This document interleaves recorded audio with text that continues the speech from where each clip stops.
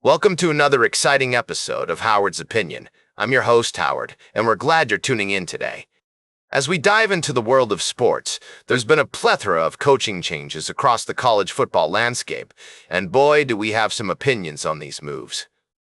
Let's start with the big ones. Lane Kiffin taking over at LSU is certainly an intriguing choice.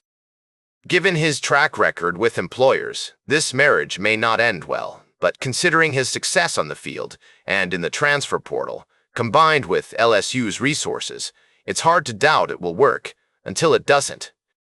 Then there's James Franklin moving to Virginia Tech, a move that could modernize the Hokies and bring them into the current era of college football.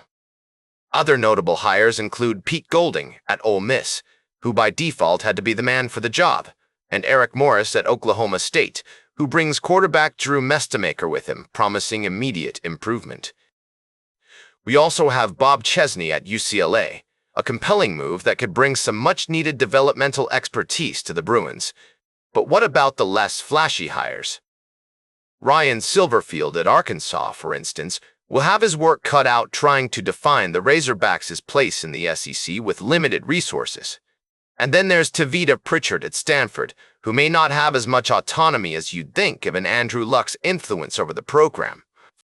As we continue to break down these coaching changes and what they mean for their respective teams, one thing is clear. This season of college football is shaping up to be one of the most exciting in recent memory.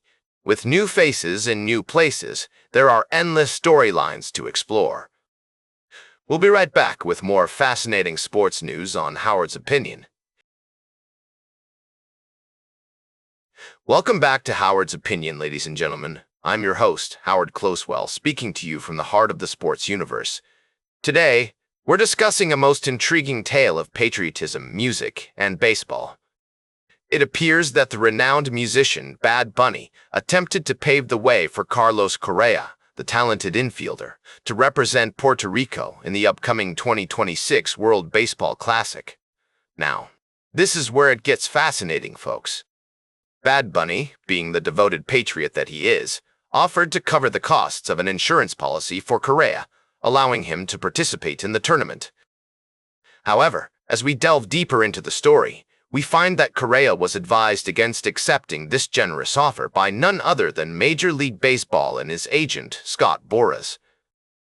The reason behind this decision lies in the fact that the insurance provider proposed by Bad Bunny was not approved by MLB or Boras.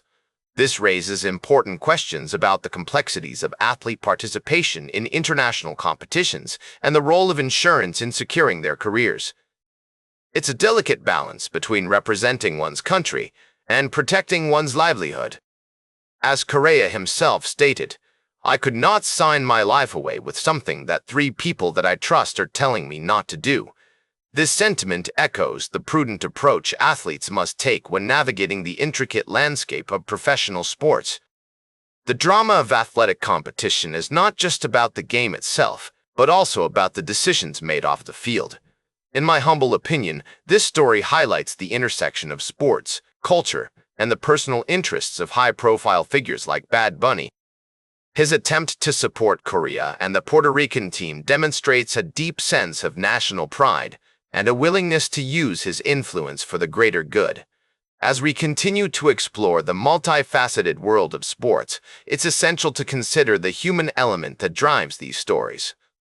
The passion, the dedication, and the challenges faced by athletes like Carlos Correa are what make their journey so compelling. Welcome back to Howard's Opinion. As we wrap up today's show, I want to leave you with a fascinating story that combines music, sports, and culture. You might have heard that the Jamaica Football Federation has just released its new kits for the upcoming World Cup, and they're a beautiful tribute to the country's rich musical heritage. The home jersey is a stunning yellow base with a repeating horizontal pattern that pays homage to the iconic crocheted garments and hats worn by none other than Bob Marley himself. The away jersey is equally impressive, with a sleek black base that turns vibrant at the bottom, featuring a design that celebrates Jamaica's rhythm-driven identity. But what really caught my attention was the collaboration between Adidas and the Bob Marley Foundation to create these unique kits. The shirts feature references to records, cassettes, and sound waves, all of which are synonymous with Marley's music. And if that's not enough, the silhouette of Marley is included in the drop tag graphic, along with his poignant "Football is Freedom" motto. As a fan of both football and music, I think this is an incredible way to bring people together and celebrate Jamaica's passion for the beautiful game. The Reggae Boys will be wearing these kits as they try to secure a spot at the World Cup, and I have to say, I'll be rooting for them. The kits are not just a fashion statement, they're also a reminder of the power of sports and music to unite people across cultures and borders. So, let's take a cue from Bob Marley and remember that football is indeed freedom, a universal language that can bring us all together in joy and celebration. That's all for today's Howard's Opinion. Remember to like, share, and subscribe. And until next time, keep your head in the game.